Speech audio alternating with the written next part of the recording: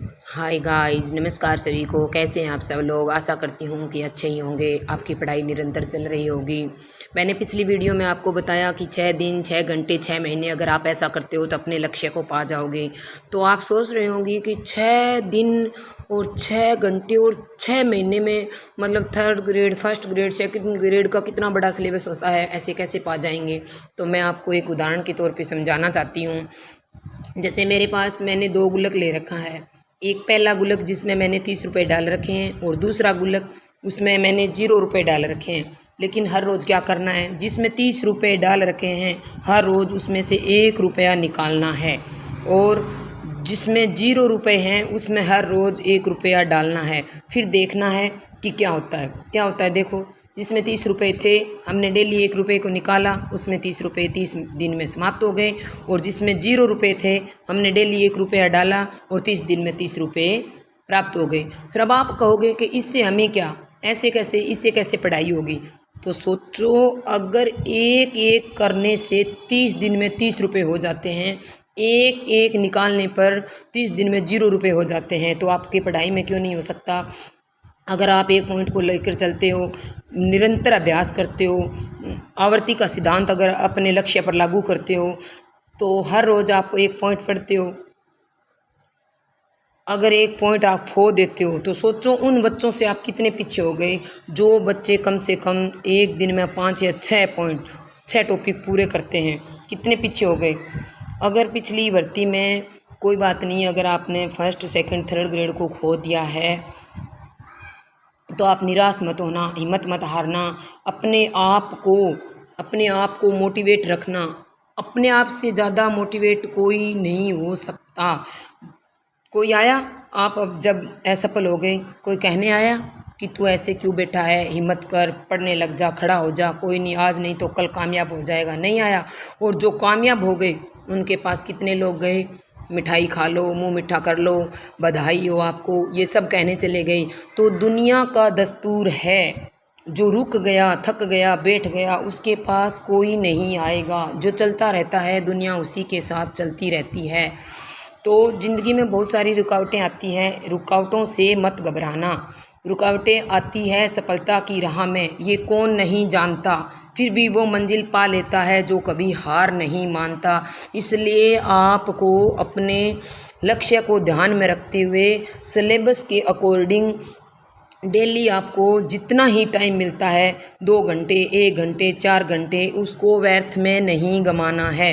पिछली बात को याद रखते हुए कि आपने कितना मौका खो दिया, आगे आने वाले 2023 का ये मौका आपको नहीं खोना है। इसीलिए आपको निरंतर प्रयास करना है। अगर आप कुछ करना चाहते हो, आप कुछ इस संसार को दिखाना चाहते हो, जो अंगुली आपकी तरफ उठी उसको तालियों में बदलना चाहते हो, तो आपको क्या करना पड़ेगा। अगर सूरज की तरह चमकना चाहते हो तो सूरज की तरह आपको जलना भी पड़ेगा, कठिन परिश्रम करना भी पड़ेगा। अपने लक्ष्य को कभी मत भूलो, अपने लक्ष्य को जुनून बनाओ, भावनाओं के साथ जोड़ो। और जब तक अपने लक्ष्य को ना पा जाओ, उठो, जागो, भागो, सोचो, बैठो, अपने लक्ष्य के बारे में ही सोचो। अपना टाइम बिल्कुल भी वेस्ट मत करो। बुरा वक़्त सबका आता है, बुरे वक़्त में कोई साथ नहीं देता। अपने आप को मोटिवेट रखो, अपने आप को समझाओ। अगर तू सो गया तो सोच, तेरा भाग्य भी सो जाएगा।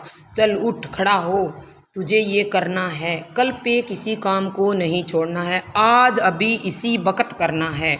बस आपको मेरी ये गुल्लक वाली बात याद रखनी है। निरंतरता बहुत बड़ी चीज़ होती है। जैसे पुराने किताबों में आपने देखा होगा, कभी लिखा हुआ कि करत करत अभ्यास के जड़मती होत सुजान, रस्सी आवत जात है सिल पर परत निशान। आप सोचो, एक पत्थर कितना कठिन और कठोर होता है, उस पर बार बार रस्सी के आने जाने से अगर निशान हो सकते हैं, तो आपके निरंतर अभ्यास से आपका लक्ष्य प्राप्त क्यों नहीं हो सकता है।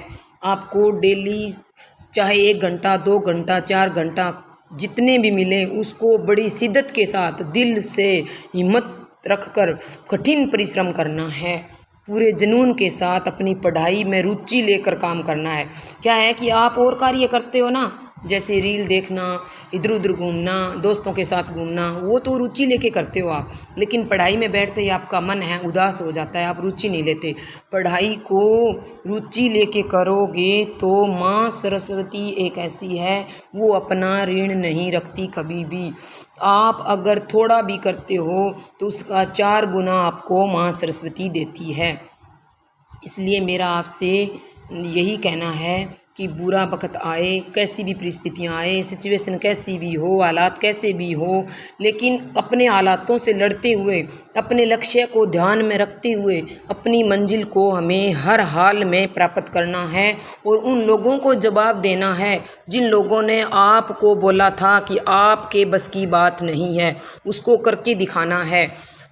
बुरा वक्त तो सबका आता है, कोई बिखर जाता है, कोई निखर जाता है, ये सब आप पे ही डिपेंड करता है। प्लीज़ अगर आपको मेरी बातें समझ में आ रही है तो एक बार फॉलो करके देखें, एक बार अपने सिलेबस को 2 पार्टों में बांट के देखें। अब आपको क्या करना है, हर रोज़ हर सब्जेक्ट नहीं पढ़ना है। जैसे 15 दिन का आपको टारगेट बनाना है।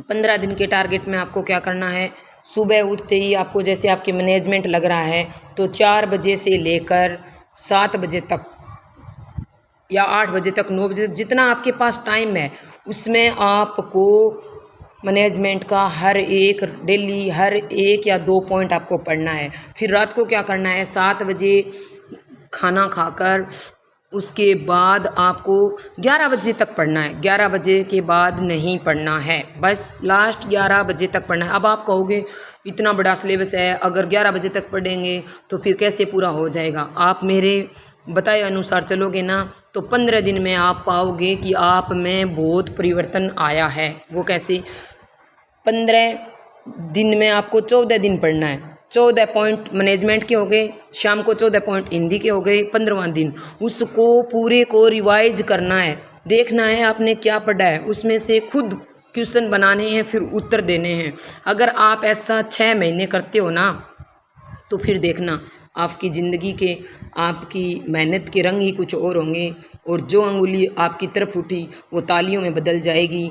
इसीलिए मेरा आपसे कहना है कि आप अपने लक्ष्य को ध्यान में रखते हुए अपनी ज़िंदगी को सुधारो, अपने आप को मोटिवेट रखो, अपने आप को हिम्मत देते रहो, अपने आप से बातें करते रहो, कभी हार मत मानना, चाहे कुछ भी हो जाए। अपनी तैयारी को हर रोज़ करना है। अगर आप सुबह, एक दिन ऐसा हो गया सुबह नहीं पढ़ पाए तो वो टाइम आपको दोपहर में, शाम को ज़रूर निकालना है, मिस एक दिन भी नहीं करना है। ज़्यादा से ज़्यादा इस वीडियो को आप शेयर करो। मैं चाहती हूँ जो पढ़ने वाले विद्यार्थी हैं उनको फ़ायदा हो जाए और सबका फ़ायदा अपना फ़ायदा होता है। जय भारत, जय हिंद।